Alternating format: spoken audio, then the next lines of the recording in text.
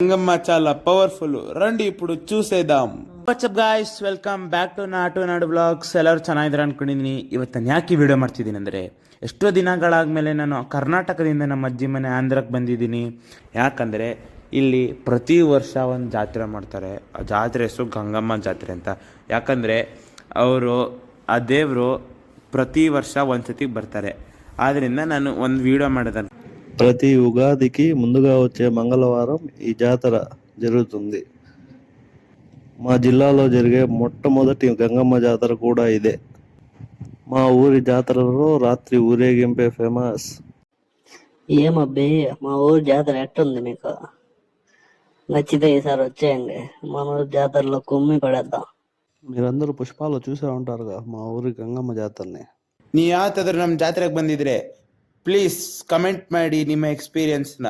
ಜೊತೆಗೆ ಹೋಗ್ತಾ please like, share, subscribe ಮಾಡಿಬಿಟ್ಟು ಹೋಗಿ. Thank you.